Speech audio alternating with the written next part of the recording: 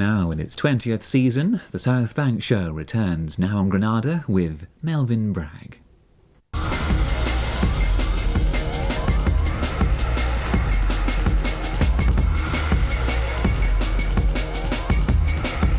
The South Bank Show, in association with the Sunday Telegraph, the art of a perfect Sunday.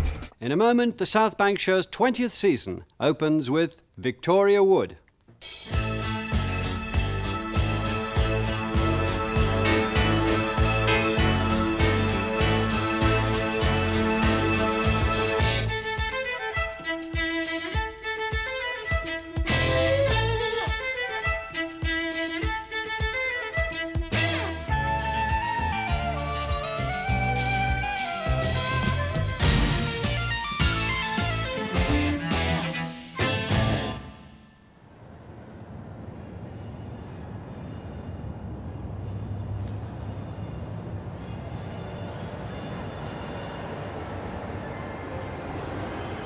If I actually thought, that 3,000 people were putting their coats on and locking their front doors and getting into their cars just to see me, I'd have stage fright. 2 to come up over 10 seconds.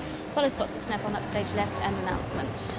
I just really tune myself up to do it because I've got to give out so much energy to all those people and I've got to be ready to do it.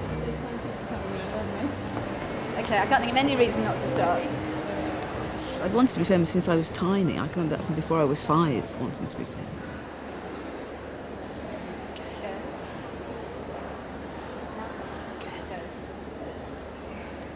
Please welcome Victoria Wood.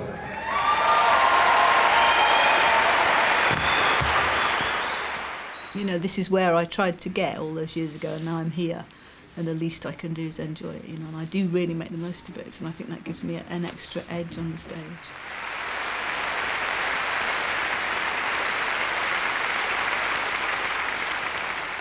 Hello. Well, here we are then, we made it. We're out of the house, we got here. We said, that's it, Tuesday, we're coming out. No more sitting in front of the television, eating pizza straight out of the box. Scraping cold mozzarella off the lid 2 hours later. We're coming out. We want glamour, glitter, excitement. This is Blackpool, we'll have to come to Winter Gardens. Welcome to lovely St Albans. I was here last week, but before that I hadn't been here for ages and ages. When I got here, the manager said to me, do you notice any differences? I said, no. And he said, oh, we've put a new pedal bin in the ladies' labs, and we've called it an arena. I said, oh, that's good. And I got here this afternoon, there was one fan letter waiting for me at the stage door. It said, Dear Miss Wood, I will never forget the last time you came to Manchester at the Opera House. We waited for you at the stage door in the rain. You came out, barged past us, got into your car and reversed into my sister's Renault. I don't think I've seen a cleaner cortina. He washes it more than his neck. Hello?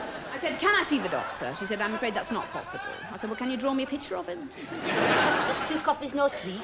Nice plate of brains and a ginger nut. I used to drink battery acid. Oh, no, I'm going to be sick. She said, your real father is actually a right prominent rhythm guitarist. She had postnatal depression. She showed me the baby. And then I had it as well. We'll have more needlework hints next week when Philippa will be showing us how to stitch up the mouth of a talkative friend or relative.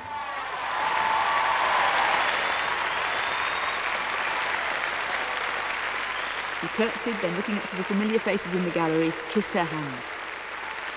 The applause grew deafening, and gradually the people rose in their seats, still clapping.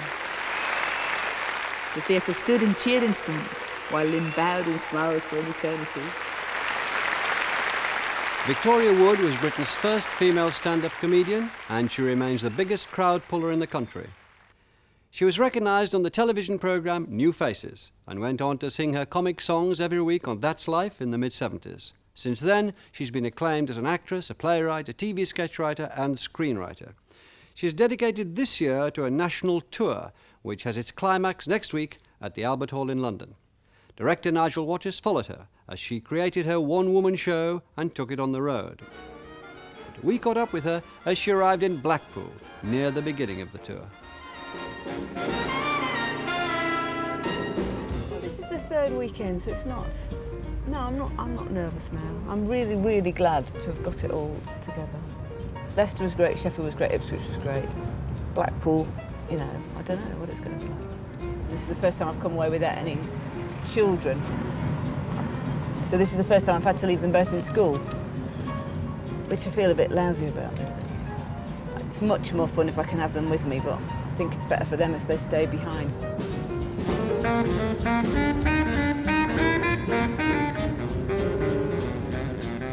Oh, here we are. Blackpool Opera House in the Winter Gardens is the largest theatre in England, with nearly 3,000 seats.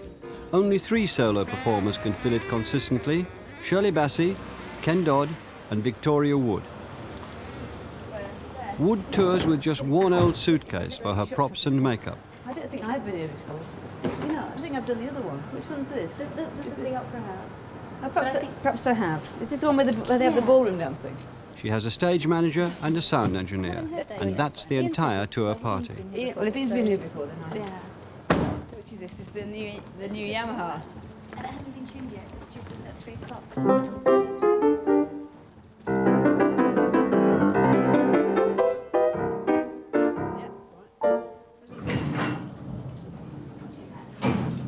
So it's the left.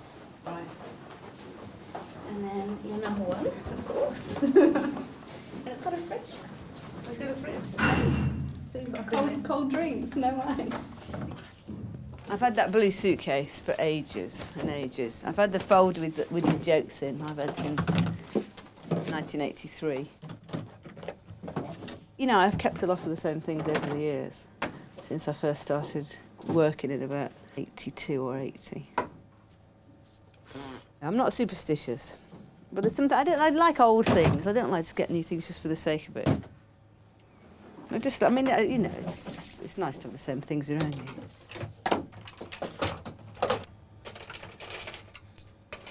Some of these bushes are ancient.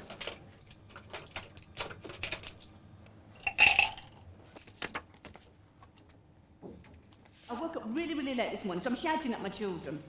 Because one of them was being really stupid, you know, he wouldn't get dressed. So I overreacted. I've had him adopted.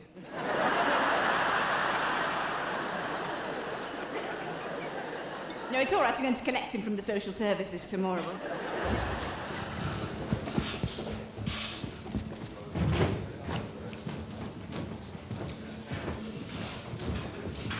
When you go on stage, how much do you, as it were, make up a new character? That you are a different Victoria Wood? I don't. I Yeah. don't. I mean, Did I you- feel that that's me on stage. Yeah. I'm not. Did It's you not used to an do act. that? No. No, I used to feel that the real me was on the stage and the rest of me was fumbling to catch up. That when I was on stage, I was talking honestly and communicating with people. That I had difficulty doing the rest of the time. How you doing? Lights? Yes? He's still focusing. Yeah, okay. Does Ian want to do a sound check? Yes. Can't find him. 1, 2, 3, 4, 5, 6, 7, 8. We try that with a bit of aerobics. Yeah. Just to check your monitors. 1, 2, 3, 4, 5, 6, 7, 8, 9, 10, 11, 12, 13, 14, 15, 16, 17, 18, 19.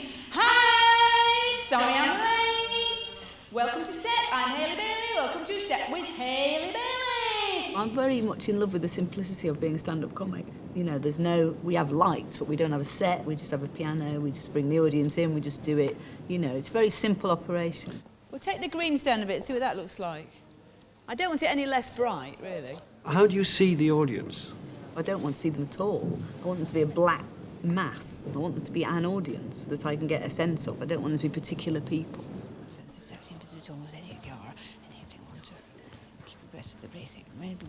I spend from about 5 o'clock, maybe for an 8 o'clock show, sort of practising on the stage and walking around, getting the feel of the stage and the shape of the auditorium and going through the songs and warming up my voice, such as it is, and just getting into the mood, because it can be, I'm not wishing to sound like the sad clown, it can be quite lonely because there's nobody else to do it. I've got to do it. It just gives me a feel of the building and the shape of the auditorium. And I like being on stage, stage struck.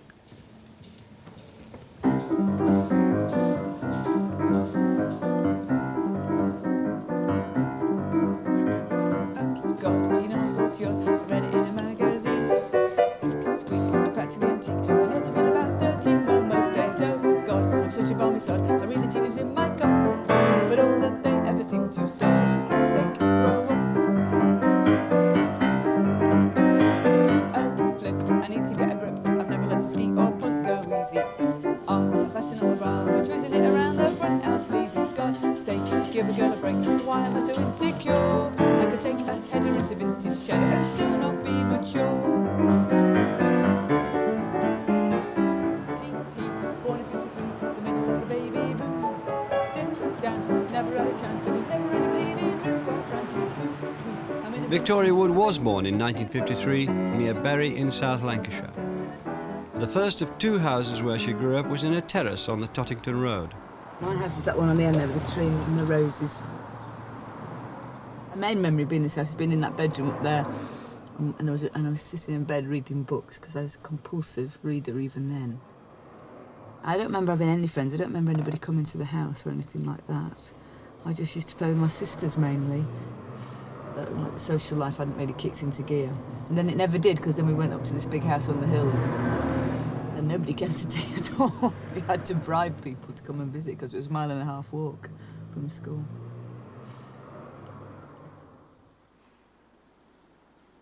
I remember sitting in our garden in Tottington Road thinking, I want to be famous. I can remember that from before I was 5. It's very, very clear to me. Yeah. And yet there's no way you can... Any word that had been said by somebody or anything I don't you'd remember seen anything. I mean, I don't know if it's partly being the youngest of 4 and feeling, you know, sort of a bit anonymous and wanting to make my mark and feeling that I couldn't really compete with the rest of my family, and so I had to do something different. I had to find another way through. It might be that. And did this, with this idea of being famous, did it communicate itself to the people around you, your friends, your... No, I your never used brothers to and tell sisters? people that. I never told people that. It was a big secret. It was always a very solitary thing. When did the idea occur to you of being a stand-up comic? Well, I didn't know there was such a thing as a child. I certainly didn't know there were women stand-up comics. I saw Joyce Grenfell when I was about 6, and that certainly planted the seed of a woman standing on stage alone. I found that very appealing. As a very sort of isolating person, I found that appealing, the idea of standing on stage on my own and not being with other people, I think. I saw her show, and then there was a woman called Libby Morris, a Canadian, who came over in the late 60s, and she had something called a one-woman show, and that phrase really stuck with me. So I had that in my head to do from about 15. And so when you were buffeted at school, as you say you Yeah. were, and that must I have... had a little feeling inside me that it would be... I mean, people say, well, you're really funny, and I used to treasure all these remarks if I ever got... I used to write them in my diary. If anybody ever complimented me, I used to write it down. On being funny? Yeah. And in class, did you try to make people laugh? Not so much in class. I wasn't the class joker. There were certainly lots of people who were funnier than me. I used to tie people up and put them in cupboards, but I wasn't exactly witty. You didn't, did you? I did. Sorry, Gail Melling, but I did. So we got down this big jar of acid, and somehow, I think it was leaking or something, because I don't know, somehow, this big hole come in Rosie Sutcliffe's blazer, and like all the lettering come off of her form captain's badge. And somebody said, that is dead dangerous, that is, we must like rinse that off with water. And so I just like helping her hold her head under the taps, and a sock had got in her mouth somehow. Hey ho, I don't blooming know God gives us all a place on earth like Chorley. How sad. The life I might have had if I'd been swapped at birth too lawly. Ho, hum, I've got it all to come. Tomorrow is another day. Well, I'm 5'5" and I'm still alive, and that's all I want to say. When Victoria was 5, her family left the neighbourly terrace in Tottington Road. When she was 11, her mother went to college and subsequently trained as a teacher. Her father was an insurance salesman who also played part-time in a dance band.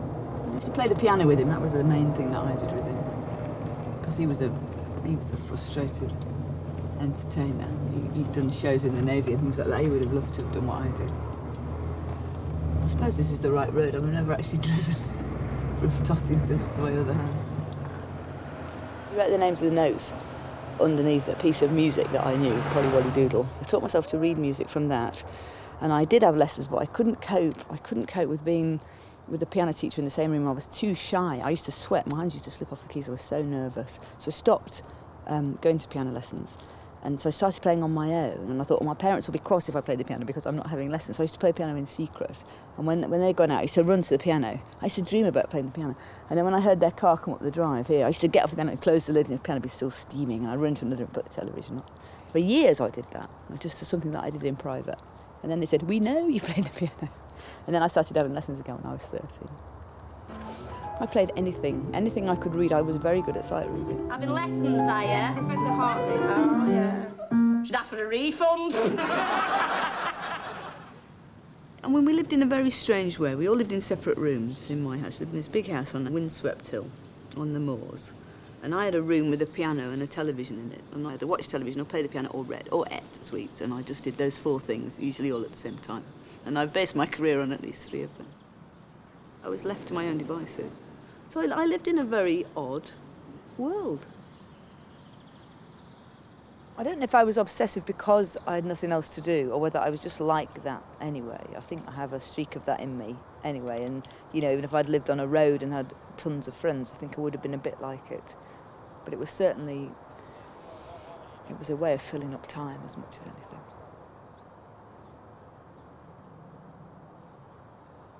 Were you worried that your parents sort of stood back so much or not? No, that's just the way it was. And I didn't expect anything different, really. That's what we were used to, that we all lived in a very separate way. There's a problem. There's no support vessel, no officials, nobody. Chris is entirely alone. Are you still going to go, Chrissy? Yeah, I think so. I might as well. It's from Marie's in Kidderminster today, so I haven't got anybody to play with anyway. That was 8 days ago. And Chrissy hasn't yet reached land. No one seems to know where she is. Oh, I'm sure she'll turn up eventually. Slow but sure, that's our Chrissy. Yeah, she's probably just swimming about looking for a nice beach. The ice creams and donkeys, you know how kids are. Was it helpfully isolating, looking back? I don't know. It's the way it was, and you know, from this standpoint, it was absolutely fine. You know, I'm all right. So can you look back and feel any encouragement there from this? There was encouragement in the sense that you could do what you wanted, which was a bit scary in a sense. But it made me very. I mean, on the one hand, I was shy and I didn't go out very much. I didn't have a very normal social life until I went to a youth theatre, and when my life changed and the sun came out. But it was you know, at least I had freedom to have. I had an individual mind. I think, you know, I have a good vocabulary because I read all the time. And that's been very useful to me. What gave you the sort of idea to go to this theatre club when you were about 15? Because my sister went, and I just suddenly thought, oh, yes, this is the thing I can do. This is what I'm good at. After being told at school, oh, you can't do this, you're hopeless at this, you're bad at that, you know, you're so naughty and dirty and messy. And I suddenly, you know, this thing clicked. I thought, well, this is the thing I can do. This is The Swish of the Curtain by Pamela Brown. This is my favourite book as a child, and one of my favourite books now, which is about some children who find a disused chapel and start a theatre in it, open a theatre, and write all their own shows, songs, scripts, everything, and act all the parts and make all the costumes. Very true to life. And then, of course, they all go on to go to drama school and become famous actors and actresses. And it was my, you know, that was my life. That's what I wanted to do. She took the heavy statue and turned to the applauding audience. What was she expected to do now? Why, of course, behave just as in the word picture she had painted to the others that day at Browcliffe. She curtsied, then looking up to the familiar faces in the gallery, kissed her hand. The applause grew deafening, and gradually the people rose in their seats, still clapping. The theatre stood and cheered and stamped, while Lynn bowed and smiled for an eternity. Marvellous. I mean, you might think that the reality is only a disappointment after that, but really it's not been. It's as good as this, which is nice, isn't it?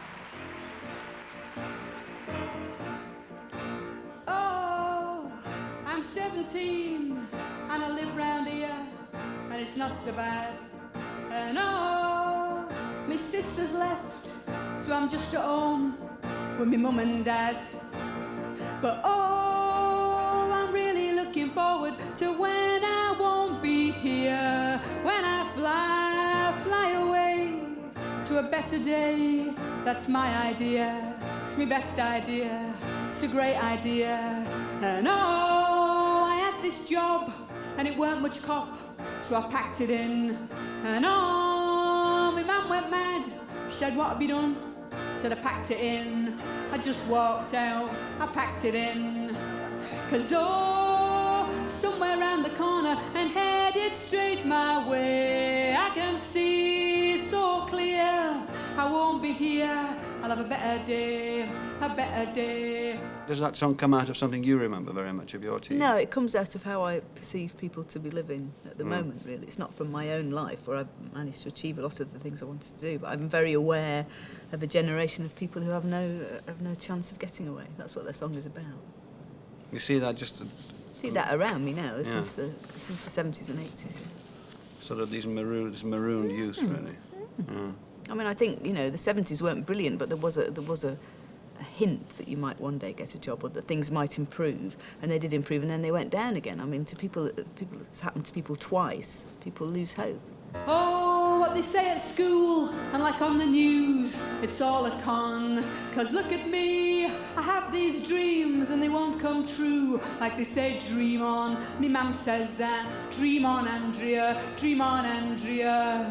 And oh, something set me thinking, this thing my gran would say, we'll win, it'll all begin when a ship comes in, we'll have a better day. Well, I'm 17 and I live round here and it's not so bad. And my sister's left, so I'm just at home with my mum and dad. And oh, something set me thinking, this thing that she would say, we'll win, it'll all begin when a ship comes in, we'll have a better day, a better day, a better day.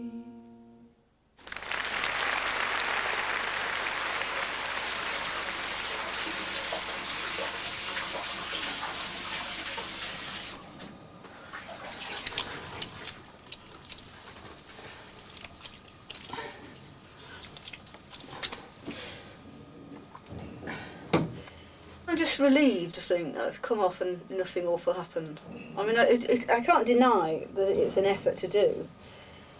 And it's like climbing a series of little hills, you know. I've got, you know, I get the first half out of the way and think, oh, now I've got that thing in the beret, then I've got that song which is so difficult to articulate, and I've got to make sure I get my mouth around that. Then I've got that whole piece, and that's got to be chopped up really nicely and not just run into a sort of big bland mess. It's got to be broken up. And then I've got that big song, and then I've got the little song. And then, if I get an encore, I've got Barry and Frida. And then I've got the last thing. So it's, you know, it's not like a show you can, you know, it's not like Valdunican in a rocking chair. You can't really sit back on it. So mainly when I come, I think, yes, we did that. You know, nothing terrible happened. I didn't dry. I didn't forget any of the words when I come out. And then a bit later on, I think, oh yeah, and they laughed, you know. I think about that afterwards. But mainly, I just think, God, you know, get your mascara on, have a wash. Go and sign the autographs. I'm embarrassing. This will be Jeff then. Hello? Yeah? Hi. It was really good. Yeah. Well, I'm here with the camera crew. Yeah. Don't speak up. Don't speak up. Don't call me Chuchy Bottom. All right then. I've got to go and do this stage door thing. Oh, hello. I don't want signing because I've been signed by You've been signed already? in Liverpool. Oh. Well, they're very nice, I must say. Yes, best made.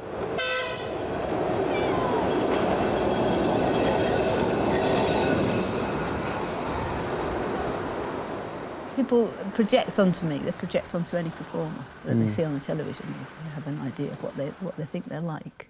And what do you think they project onto you? That I'm nice, they think. I'm not, but that's what they think I am. They think I'm nice and friendly. My husband says they think I'm their best friend, you know. And that's fine on the stage. I'm happy to be their best friend. And what do you do for them, do you think? What do you help them through? Well, I mean, like every comedian, it's saying this is how our life is.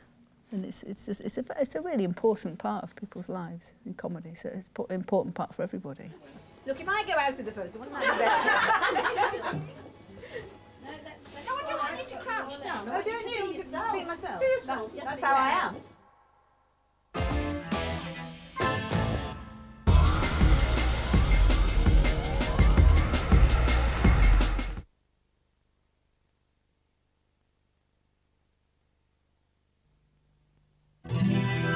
Relax, relax.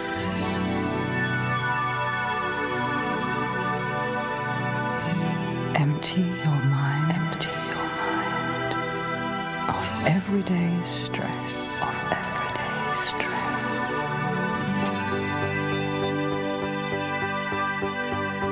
Sit back and enjoy our therapy session. Sit back and enjoy our therapy session. For a longer session, call 0990 200 200. If you're looking for new frames, where can you choose from hundreds and hundreds at half price at Boots Opticians?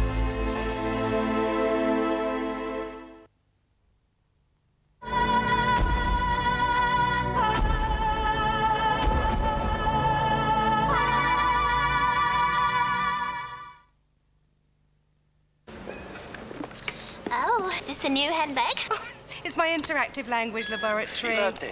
Talking about Philadelphia. It's just teaching me essential Italian. I'm only going for 10 days. Sounds very romantic. It's saying, can I excite you with an exuberant portion of cool, creamy, pure Philadelphia, passionately mounted on a ciabatta roll? Do they eat like that at every meal? I certainly hope so. What? It's gotta be a mistake. What's happened? You told me to put all my money in butter. No, I said I can't believe it's not butter. But why would I want to do that? Because it contains less than half the saturated fat of butter. And it's made with buttermilk for that fresh butter-like taste. It's going through the roof. Ah! I can't believe it's not butter. Can you? Get me down. Would you just get me down? Get a ladder and get me down. How did Pantene celebrate winning Best Hair Product in the Marie Claire Health and Beauty Awards? We let our hair down. Pantene Pro V.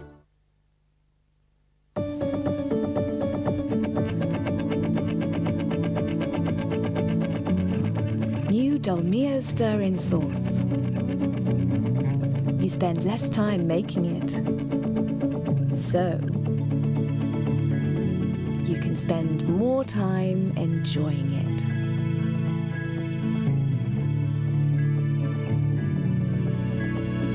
New Dolmio stir-in sauce.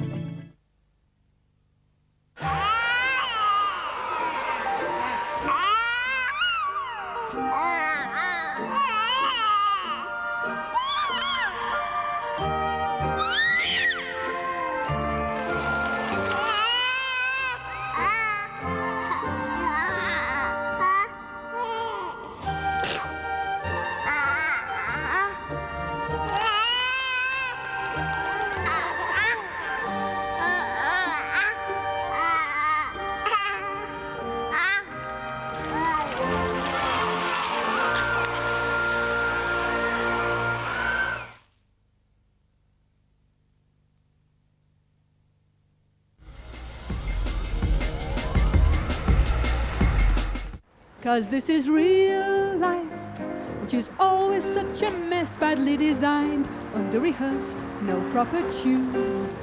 We live in real life, which is not a nice address, needs doing up, needs some white paint, needs a few blues.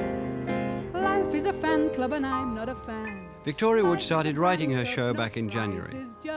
In March and April, she performed parts of the new material at a series of Sunday night tryouts at venues close to London, rewriting and adding new material each week.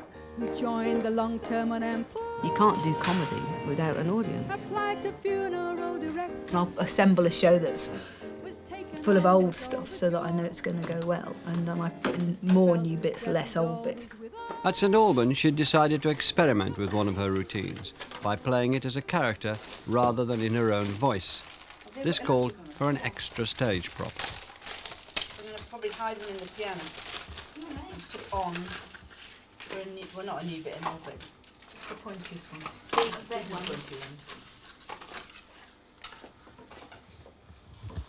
Oh, that's all right. I need more elastic. Well, we knock on the door, and this nurse answers, and she's wearing a party hat. And she's got a glass of formaldehyde in one hand with a cherry in it, and an earlobe in the other. I don't know how it happens, there's always something left over. So halfway through the study light, and then I put the hat on.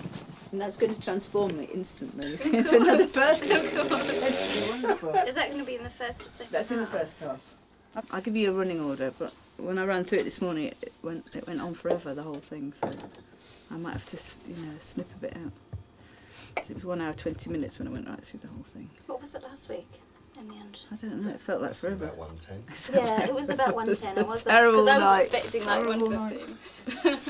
Please get me off this stage. I thought to myself, just shut up. You just hear my voice going, oh, be quiet. Get off this bloody stage, please.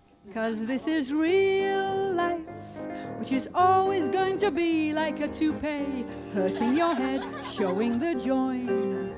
Because in real life, there will always be a knee coming your way, aiming itself straight for your groin. It's a windowless room in the Hotel Bellevue. It's an ass-kicking party thrown specially for me and you.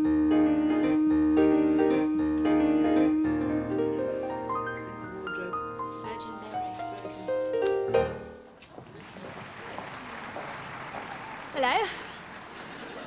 Now, I must tell you, I'm under a bit of a strain tonight. Got a film crew with me filming a fly-on-the-wall documentary. It's a bit of a panic. Flies just died. It fell off the wall. But it's such a worry having a film crew with you wherever you go. You would have to watch what you say. I haven't said bollocks since Thursday.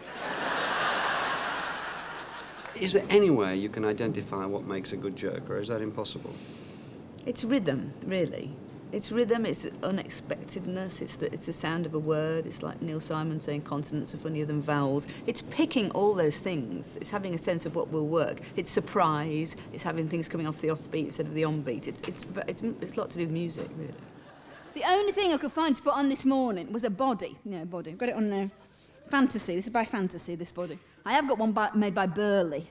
But you feel such a fool, don't you, in a department store, going up to a woman and saying, have you got a large white Burley body? How dare you?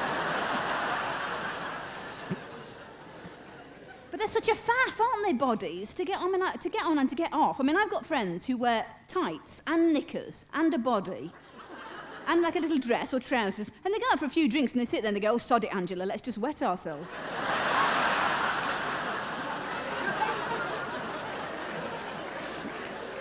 When I first started in stand-up, I used to sit down. I couldn't leave the security of sitting on the piano stool. Then I graduated to standing in the crook of the piano, but I had it around the sides of me, so I had something to hold on to. Then I always had a stand mic, so there was always a barrier between me and the audience. And then I actually relaxed into the freedom of not holding anything, and it makes it much more physical, which I really enjoy.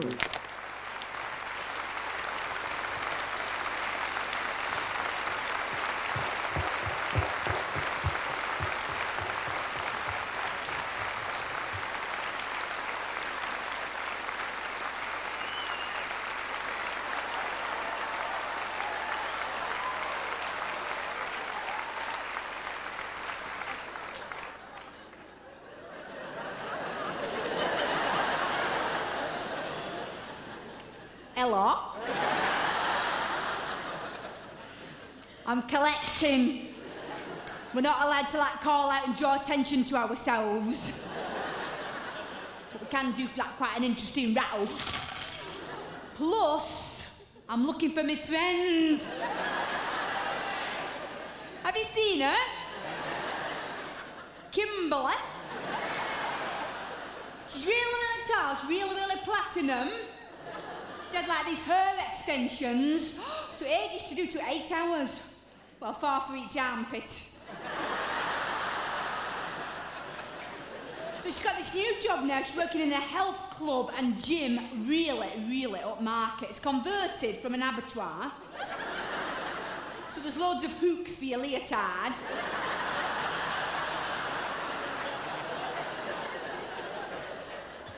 During these early tryouts, Victoria's husband, Geoffrey, himself a professional performer, provides an outside eye to assess audience reaction and help shape the final show. I'm not the director.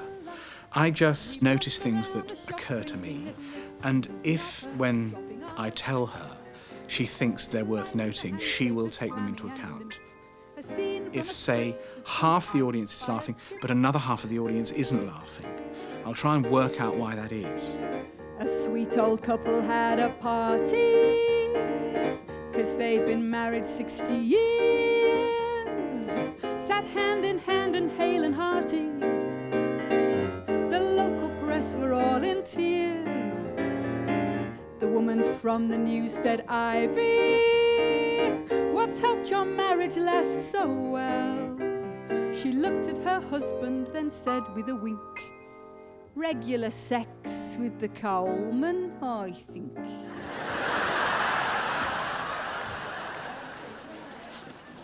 Isn't that brilliant? Yeah, it's all right.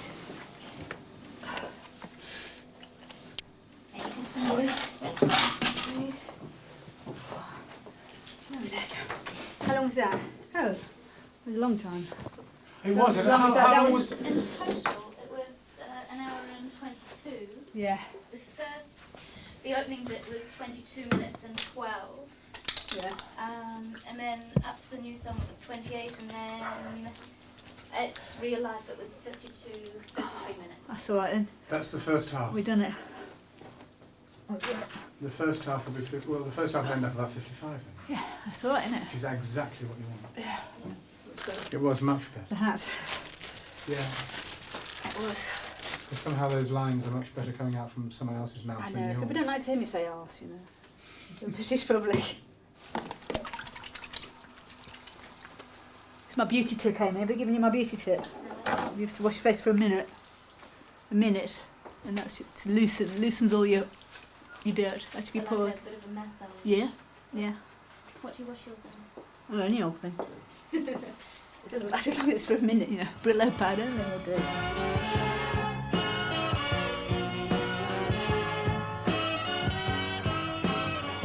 Please welcome Victoria Wood. There's a tin in the office cupboard labelled Lorraine, because I've gone and got engaged again. I wonder what they'll give me. Money would be ideal. Probably be something practical in stainless steel. She just finished at Birmingham University after gaining an honours degree in drama. You would expect her to go on possibly to the Old Vic or somewhere like that, but no. 'Cause on the day I might fade away and be just a veil and a pile of bones. What did you get from university? So you're really glad you went to university? I didn't actually participate because people kept saying, well, you can't act, you know, you have to go and do stage management. You're no good at Chekhov. They were very dismissive. I just went off on my own and played the piano and ate more and just more eating, more songwriting. And to tell you the truth, I don't know what I can do instead. When I went on New Faces, they said, well, you're very good, but I don't think you'll ever work because there's nowhere for you to work. Somebody said, this woman is doing sophisticated cabaret and there's no such thing in this country. It's all, you know, it died with Noel Coward, it's all gone. And so I was constantly being told either I didn't look right or I didn't sound right or there was nowhere for me to work. And I didn't, they were right. I was out of work for 4 years. So you just potted around for the... I potted around miserably, yeah. How What did you to cope do. with it? Well, I just, you know, partly apathy and partly stubbornness, really. And then, luckily, I met Jeff, and then that gave me a boost to carry on. But I was really anxious. By the time I was 23, I remember saying to him, I'm 23, and this is all over. You know, I'd had about 4 lucky breaks, and nothing had happened out of any of them. Especially That's Life, which was getting 15 million, and I still hadn't got an agent or got myself together. I'll be back at Social Security, queuing up to be abused, to be listed on a card index, a singer slightly used. Maybe my degree'll come in handy. I've got one, it's just a bit small. It qualified me to drink shandy, and that's all. When you went from the bed sitter to the studio, did you sort of change personality? On the train, yes. I felt much more comfortable because I felt, well, this is the thing I can do. I can write songs and sing and I can play the piano. And then I felt I was in the right place. The rest of the time I felt I was rather floundering. Slowly her act stopped being a lot of songs strung together and started to become something that was about her, rather than about a lot of songs. And when an entertainer starts talking about themselves, then they're getting good, because then they're having the nerve to be honest. Nobody arrives fully fledged on the planet as a good comedian. So I had to go through some sort of turmoil the first few years. I don't regret being out of work or anything like that. It just took me a long time to learn the job. It's easy to forget that she was the first female stand-up comic. There was Beryl Reid, who was a huge star, doing a character. There was Joyce Grenfell, who was doing characters. There was nobody until Victoria did it, who stood behind a stand mic and told gags, and she had to invent it for herself. Because when you buy a house, and anybody who's bought a house will know this, you do it almost at random, you know. I mean, I've spent longer choosing shoe polish than what I have houses. You go in a house and you say, oh, I love their Hoover. We'll buy it. Yes, please, thank you. When Jeff met me, he decided to stop being an actor and start being a magician. And his first big job was to do a summer season at the end of the pier in Morecambe. And we took a little flat. And again, apathy and isolating and things. We just stayed there. And we sort of made a joke out of it. We pretended we liked it, but we didn't really like it, because we were really lonely, but we couldn't say it. That was a mad decision. That was a mad, stupid decision.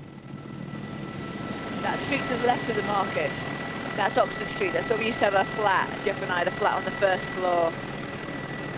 And a woman next door to us got very upset because the TV Times came to do an interview about me, and they said Victoria Wood lived next door to a house with sauce bottles in the window, which it did have sauce bottles in the window, but she was mortified that they'd actually put this in black and white. She thought it was my fault. Anyway, we left there, and then we bought a house in Silverdale. Not a very good place for comedy, no. There's no comedy in scenery. You need people for comedy, really. I suppose I wanted to be odd in a way. I wanted to cut myself off. I wanted to be separate. I didn't have the nerve to go to London, really. Is that what it was? I didn't want to compete. What I'm slightly surprised about is that you regret it at all, given the amount of material that seems to me to come through. Yes, I just wish I'd had a bit of a life, that's all. I had a great act and no life.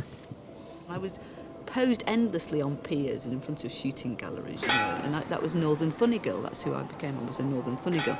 Pretend to be northern, just smile and act dense, just sing something northern, it doesn't have to make sense, make a list of northern cliches, and you can't go wrong, put it in any order, you've got a northern song, you just go tribe, clogs, going to the dogs, Wigan a Blackpool tram, brass band, what is in your hands, whipping's the next door's man, walk, tap, for the strap, shawls and scabbies. Hot, 7 to a cot, headscarves and mushy peas. The first leg of Victoria Wood's British tour finished in July, nearly 5 months after her first tryouts.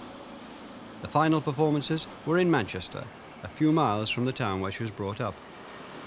I do like the Palace.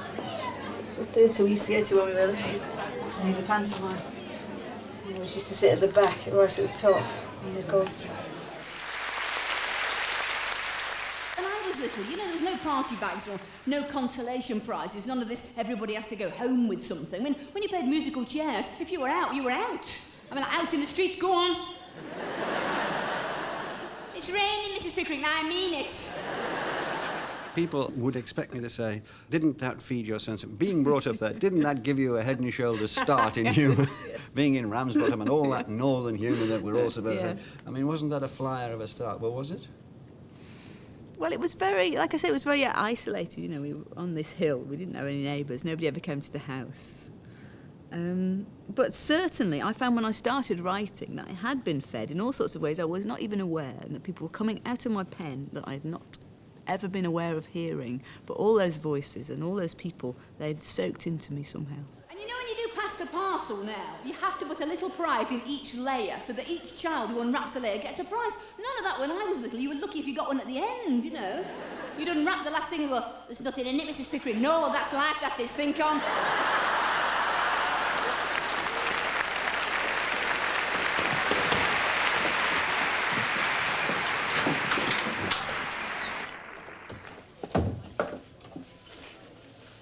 Didn't think it'd be like this, did you? Why? Well, when I won the colouring competition in the Evening News, I was invited backstage to meet Harry Seacombe at the Palace Theatre as part of the prize. Sleepy Time elves I had to colour in. So I remember having terrible trouble with the stripes on the pyjamas. Of course, that was before felt tip. We went to see Freddie Garrity once. You know, Freddie and the Dreamers, in his dressing room. And that was like somebody's sitting room. There was a telly and a bed and everything. I went off him, though, because he had a string vest. Talent, Victoria Wood's 1978 stage play about the backstage experiences of a talent contest competitor and her friend, was recorded for television by Granada.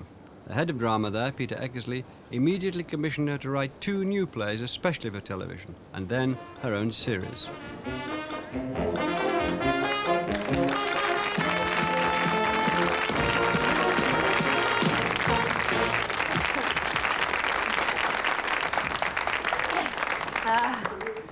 Hi, chaps. Evening. Welcome to Wood and Walters, the comedy show with a difference. It's offbeat. It's zany. It doesn't get laughs. We did some of Wood and Walters, I think, in here, even though it's so tiny, and they just had little tiny, 2 little strips of audience, and the audience were ancient. They were about 80, somebody came out, the warm-up man, and said, "Now we're going to do a sketch set in a boutique." And they went, "What's a boutique?" And nobody laughed at any of the sketches, and one woman turned to them and said, "We're missing Brideshead for this." Can I help you? I just wondered if you had these in a 14. What? This is a boutique, not the Elephant's House.